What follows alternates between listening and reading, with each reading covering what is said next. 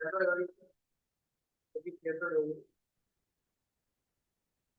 की जो online first chapter की फोर्थ क्लास है, ये वाले जो टॉपिक है अपने इंट्रोडक्शन टू ट्रेड, हिस्ट्री,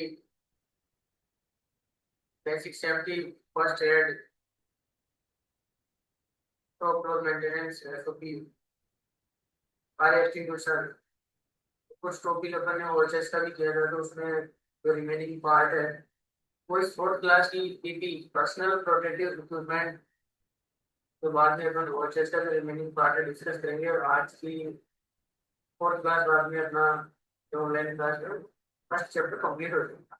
इसके बाद में अपन ऑब्जेक्टिव वगैरह का भी करेंगे, डिस्कस। तो पीपीज का फुल फॉर्म होता है पर्सनल प्रोटेक्टिव इक्विपमेंट। पर्सनल का मतलब स्वयं, प्रोटेक्टिव का मतलब होता है कि अपने को बचाव, इक्विपमेंट यानी जो भी उपकरण के द्वारा, जिस भी उपकरण के द्वारा अपन स्वयं का बचाव करते हैं। तो फैक्ट्री के अंदर, लैब में या किसी भी इंडस्ट्री में अपन या फील्ड में जो भी कार्य करते हैं, तो स्वयं का बचाव बहुत जरूरी है। क्योंकि कोई भी फेटल होगा, कोई इंजरी होगी, तो अपना तो नुकसान होगा ही, लेकिन पीछे जो फैमिली का भी लॉस होगा, और उनको कितनी दुख होगा ये अपन, इसका अपन मूल्य नहीं चुका सकते, अपन बता नहीं सकते।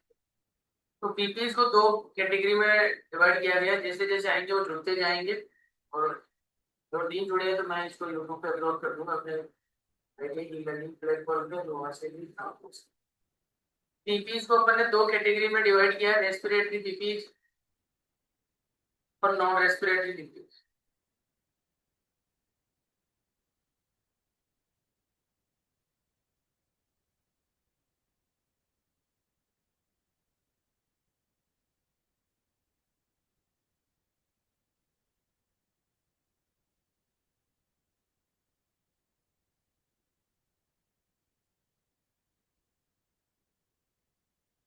करना है वो से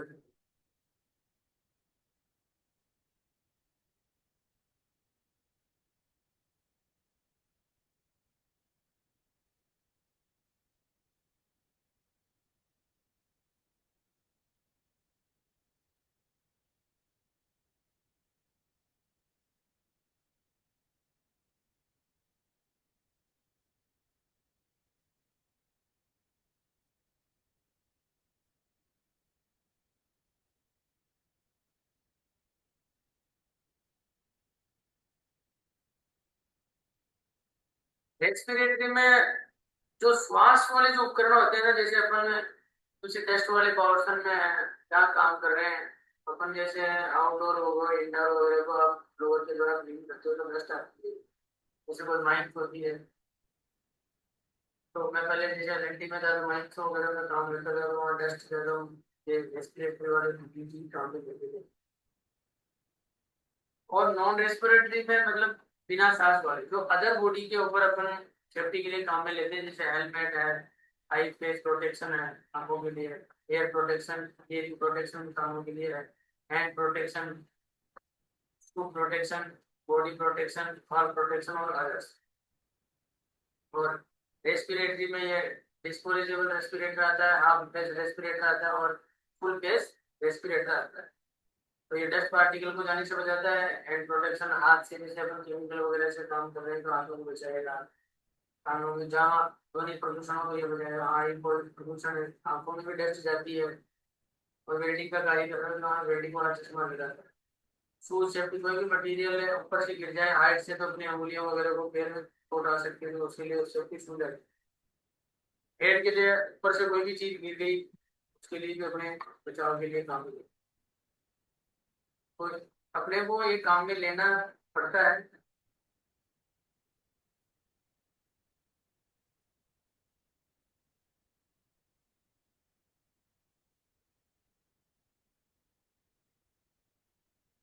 अब आप लोग पीपी को देखो, इनका यूज क्यों जरूरी है रेस्पिरेटर में, जैसे use to protect from harmful dust, fumes, gases, vapour and lack of oxygen, select correct type based on hazard, ensure proper fit and seal, regularly inspect and maintain, और quality भी अपने को देखनी है कि ये ISI मार्क वाला होना चाहिए कि PSI वाला लेवल से स्ट्रॉन्ग भी होने चाहिए, ड्यूरेबल और appropriate for the hazards preparation के लिए, comfortable and suitable for long use के लिए भी होना चाहिए, कंफर्टेबल भी होना चाहिए, check for damages proper working condition, ये भी अपने को देखना चाहिए। Quality assured, selection of PP is required certain conditions, इसमें आपको आइडेंटिफाई करना है अपन कहाँ कार्य कर रहे हैं, assess level of risk, select appropriate PPs को आपको टास्क के अकॉर्डिंग सेलेक्ट करना है, प्रॉपर फिट है नहीं है, कंफर्ट है नहीं है, आपको इंश्योर करना है, और ड्यूरेशन और फ्रीक्वेंसी को यूज करते हुए भी आपको उसको भी कंसीडर करना है, और train workers on correct usages, review and update as per the changes. और OHS ऑक्यूपेशनल हेल्थ सेफ्टी अपन ने पिछले में डिस्कस किया था, उसका पार्ट इसमें डिस्कस करेंगे। प्रोटेक्ट वर्कर्स फ्रॉम इंजरीज, चोट से और आइलनेस से बचाना है, इम्प्रूव प्रोडक्टिविटी भी बढ़ाएगा, एफिशिएंसी बढ़ाएगा, और लीगल कंप्लायंस को इंश्योर करेगा, और सेफ और हेल्थी वर्क एनवायरनमेंट क्रिएट करेगा।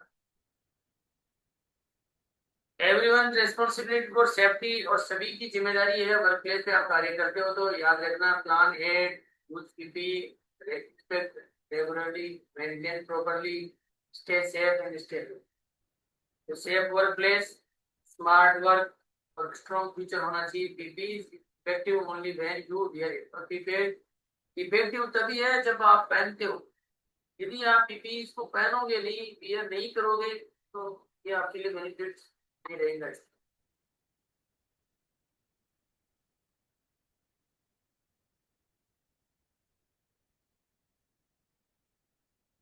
Personal protective equipment, personal protective equipment में अपन डिस्कस करेंगे।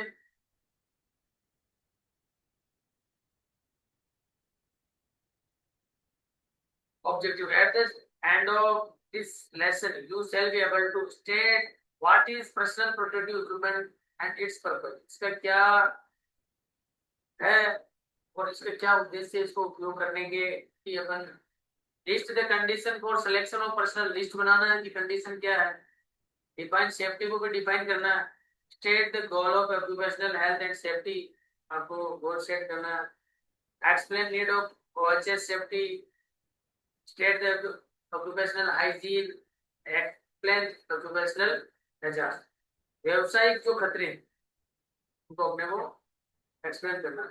अभी जैसे फुल बॉडी हार्नेस यहाँ दिखा रखी है, इसमें देखो आप, ये एक बंदा है जो पूरा पहन रखा है, और हेलमेट है, गोगल्स है, हैंड प्रोटेक्शन के लिए हाथ में ग्लव्स पहन रखे हैं, सेफ्टी शूज पहन रखे हैं, ये डांगरी बोलते हैं इसको इंडस्ट्री के अंदर, डांगरी, इस पर रिफ्लेक्टर लगे हुए हैं, हेलमेट हो गया, सेफ्टी बॉडी प्रोटेक्शन हो गया ये, और सेफ्टी तो पूरा इसने पहन रखा है। यहाँ पे यदि बेल्ट पहना हुआ होता, हाइट पे काम कर रहे हैं अपने को, तो उसमें सेफ्टी बेल्ट की होती, डांगरी नहीं पहनते तो रिफ्लेक्टर पहनते हैं, तो ये सारे फैक्ट्री के अंदर काम में आते हैं। राइट पीपी काम में लोगे तो राइट प्रोटेक्शन होगा और राइट सेफ्टी होगी, ये सही पीपीज पहनोगे तो प्रोटेक्शन भी सही होगा और सेफ्टी भी सही होगी।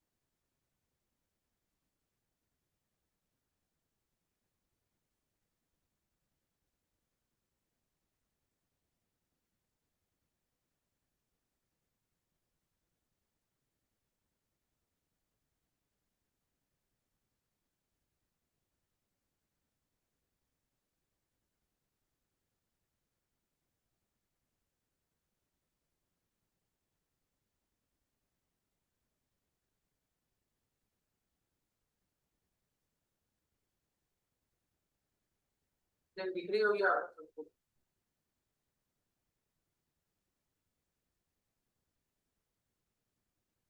अब कैटेगरी जो पीपी जिस मास इसमें नॉन रेस्पिरेटरी और रेस्पिरेटरी मैंने सारा बता दिया था, आईएस वाला होना चाहिए। जो बी है आईएस का फुल फॉर्म होता है bureau of Indian standard. Different type के अलग अलग पीपी जाते हैं। इसकी फुल फॉर्म भी आपको दिखा दी, ये खतरे से बचाव के लिए, एक्सीडेंट से बचाव के लिए ये ठीक है। रेस्पिरेटरी में श्वास वाले आ गए, डस्ट हार्मफुल इनहेलेशन, ये जो कंटेमिनेशन है अपने अंदर जाना नहीं चाहिए।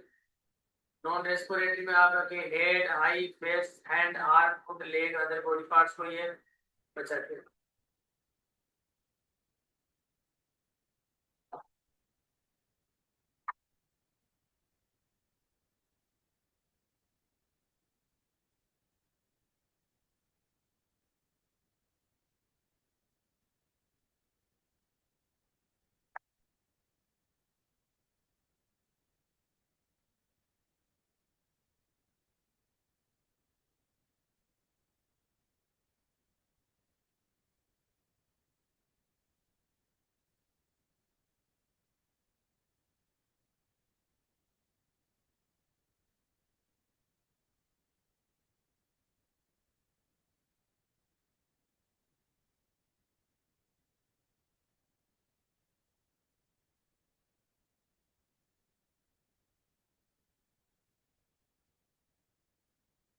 अब अपने को दूसरे में डिस्कस करना है क्वालिटी, या आपको इंश्योर करना है कोई भी पीपी है तो उसकी क्वालिटी से होनी चाहिए। आप गलत हेलमेट पहन रहे हो, आईएस मारने का नहीं है, तो कोई भी चीज ऊपर से गिरी अपने सिर को भी डैमेज पहुंचा सकती है।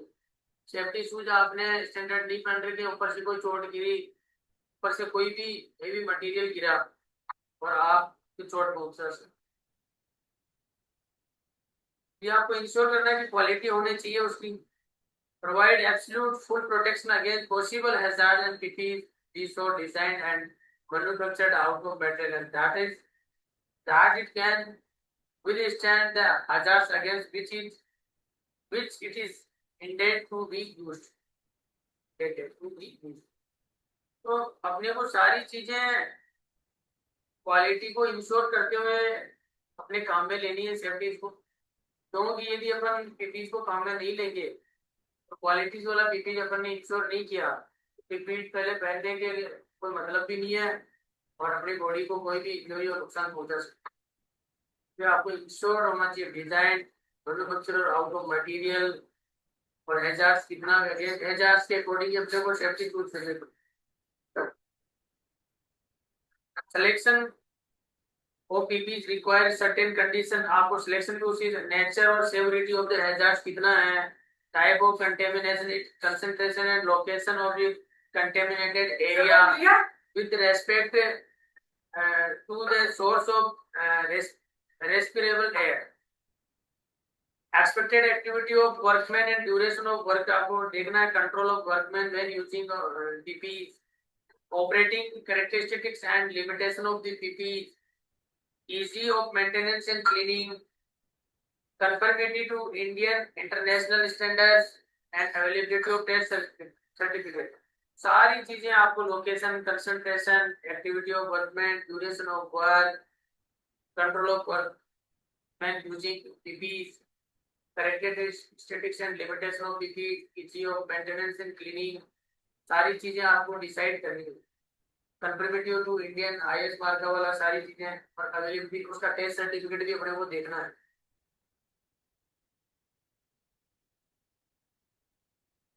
आप डायग्राम फिगर में देखो, आप जो निम्मी के उसके मैंने डाले हैं पीपीज का, देखो हेलमेट है, प्रोटेक्शन, ये फॉलिंग ऑब्जेक्ट से स्ट्राइकिंग, जो चोट मारने वाले अगेंस्ट ऑब्जेक्ट्स, स्पेटर से बचाएगा। सेफ्टी शूज है तो हॉट स्पॉट और गर्म चीज कोई गिर गई, ऊपर से कोई चीज गिरा, और वर्किंग वेट एरिया, गीला वगैरह एरिया और जो भी है उससे अपने को बचाएगा। नॉइज प्रोटेक्शन में देखो रेस्पिरेटरी, इसने मास्क वगैरह पहन रखे हैं डस्ट पार्टिकल के लिए, फ्यूम गैसेज वेपर्स के लिए। हैंड के लिए इसने हैंड ग्लव्स है, heat burn due to the direct contact, close spark, moderate heat, electric shock, इन सभी से ये बचाएगा। सेवंथ फिगर में देखो ये हैंड स्क्रीन है, spark generated during welding, grinding, welding spatter striking, face protection from UV rays, face shield वगैरह, ये सारा एयर मफ्स कानों के लिए जहाँ आवाज वगैरह जाती है, हाई नॉइस लेवल वगैरह एयर प्लग लगेंगे काम में। बॉडी प्रोटेक्शन के लिए ये डांगली या रिफ्लेक्टर हो गया है, और पार्टी में पूरा फुल बॉडी डांगली पहन रखा है इसमें। लेदर जिसको अप्रेंस कहते हैं, वेल्डिंग करते समय फ्रंट बॉडी को जो लगाते हैं सामने। आई प्रोटेक्शन के लिए इसने गोगल्स लगा रखे हैं, हैंड स्क्रीन है, flying dust particles, UV rays, IR ray heat and high amount of visible goggles, face shield, radiation, hand shield, head shield वगैरह काम में पर लेते हैं।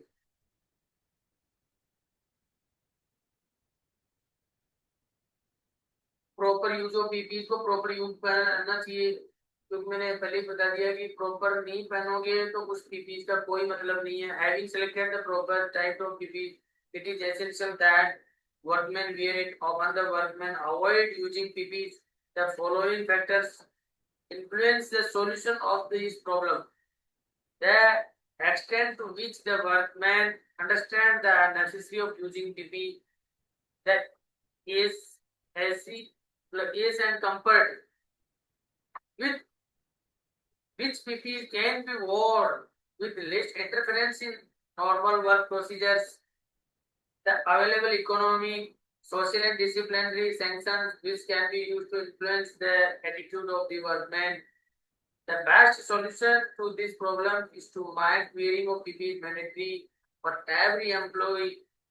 In other places, education and supervision need to be intensified when a group of workmen use PPE for the first time. अब अपना occupational वाला जो रिमेनिंग पार्ट था वो है कि ऑक्यूपेशनल कितने प्रकार की, तो मैंने उसमें टाइप बता दिए थे, फिजिकल वगैरह, biological, HR, psychological, physiological, psychological, mechanical, electrical, ergonomic. तो फिजिकल एचआर और केमिकल एचआर अपन ने अर्लियर वाले में डिस्कस की। फिजिकल में जैसे नॉइस हो गया, heat and cold stresses, vibration, radiation, ionizing, non ionizing, illumination etcetera. Chemical HR में इन्फ्लेमेबल, जो आग से लगने वाले, एक्सप्लोजन, विस्फोटक वाले, टॉक्सिक यानी जहरीला, कोरोजन संसारन, रेडियो एक्टिव वाली जो किरणें निकलने वाली, वायलेंस, बॉइलिंग है। बायोलॉजिकल एजार्ट्स में देखो bacteria, virus, fungus, plant pest infection. Physiological में old age, sex, bad health, sickness and fatigue. Psychological में wrong attitude, smoking, alcoholism, unskilled, poor discipline, absenteeism, disobedience, aggressive behavior, accident prone, etc. Emotional disturbance आ गया, violence, bullying, sexual harassment। 6 में mechanical में unguarded machinery, no fencing, no safety device, no control device है। सारी चीजें ये नाम से ही इसको नीचे नाम की जैसा नाम लिखा हुआ ना, वो चीजें इसको अंडरस्टैंड, जो एक बार देखने पे आपको याद की जाती है वही चीजें अपने सामने आती है। मैं समझाने लायक इतना कोई डीपली कुछ चीज है आप इनके, जैसे मैंने ऑफलाइन क्लास में इनके जो थ्योरेटिकल हाइपोथेटिकल कंडीशन क्रिएट करके जो बताए थे वो सेम टू सेम वही। इलेक्ट्रिकल में no working short circuit, current leakage, open wire, no fuse और cut off device etcetera. Ergonomic में पुअर मैनुअल हैंडलिंग टेक्निक, आप एसओपी वगैरह की करो सब स्टैंडर्ड से। Wrong layout of machinery, wrong design, over housekeeping, awkward position गलत ले रहे हो, रॉन्ग टूल्स वगैरह गलत उनके डैमेज काम में लेते हो, फिर देखो दिक्कत करेगा, एक्सीडेंट होगा, कटल होगा, इंजरी होगी, डेथ भी हो जाती है, हाथ पैर टूट जाए, कट जाए। सेफ्टी स्लोगन है, as safety rule breaker is an accident. में आप सेफ्टी रूल को ब्रेक करते हो तो एक्सीडेंट होगा, बनेगा। और आपको बहुत बहुत धन्यवाद। अपने 4 की क्लास में पीपी जो डिस्कस कर लिया, ये मैं पीपी आपको पर्सनल शेयर कर दूंगा, उसको यूट्यूब पे भी अपलोड कर दूंगा मैं। तो ये आपके लिए बेनिफिट है। टेक्नोलॉजी के जमाने में जो अपन ऑफलाइन ऑनलाइन सारी एक्टिविटियां, सारी चीजों को अपन काम में लेते हुए मेन अपना पर्पज है कि आईटीआई के ट्रेनिंग ज्यादा से ज्यादा स्किल डेवलप करें, स्किल लर्न करें और उसको ग्राउंड लेवल पर इम्प्लीमेंट करें। ठीक है, चलो बहुत बहुत धन्यवाद। नेक्स्ट क्लास में अपन टूल्स वगैरह के टॉपिक में मिलते हैं।